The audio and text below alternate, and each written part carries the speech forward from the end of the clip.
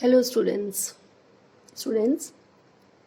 Today I will discuss with you the answer key for the classwork which I gave you in the last class, that is on Friday. Just see question number 1 and please refer your PDF files also. What would be electronic configuration of sodium ion which is Na positive? That is the first part, and the second part is what would be its atomic number if protons are 11. Now here most of the students have written the common answer which is wrong except one girl, one or two students. Now see here it's written electronic configuration of sodium ion. Now the atomic number of sodium is 11. Okay, because in second part it is written if the protons are 11, what would be its atomic number? So atomic number is the number of protons.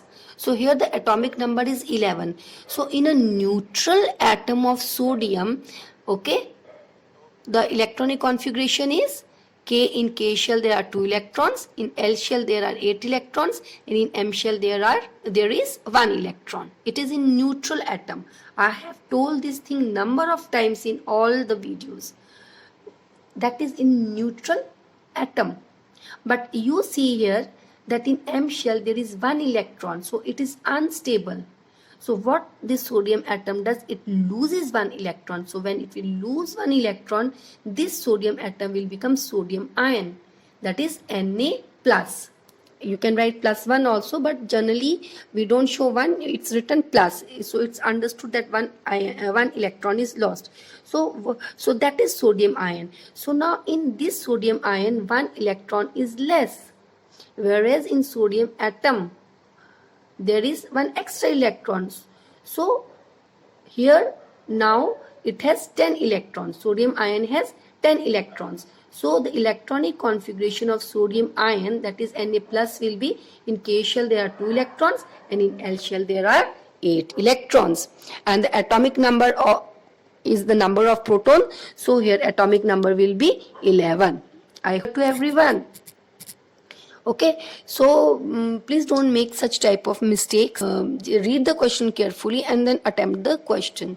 So it is written Na plus means 1 electron is lost. Now see next question. The isotope of oxygen 18 has a nuclide symbol of, it's written here, how many protons are there in atom of oxygen? Now oxygen 18 is what? It is an isotope, and I have told you what are isotopes. So how many protons it has? It has 8 protons, because you can see just below X, you can see it's written 8. So that is, in that place we write atomic number and on top we write mass number. So here the protons are 8. How many neutrons are there in the atom of oxygen 18? Now you know atomic number is 8. Okay, that is given there. Now mass number, what is mass number? Mass number is protons plus neutron, and here the mass number is 18. Okay, because it is given there. So mass number is 18. Then protons plus neutrons. So how many protons are there? Protons are 8. So you can find out neutrons. So neutrons will be 18 minus 8, 10. So neutrons are 10. This is very easy question. Third question, an aluminum atom of 13 and mass number of 27. How many protons are there in an atom of aluminum? So here the aluminum atom has an atomic number of 13 and mass number of 27. So protons, what are protons? What is the atomic number? Atomic number is the number of protons. So here the protons will be 13. Okay.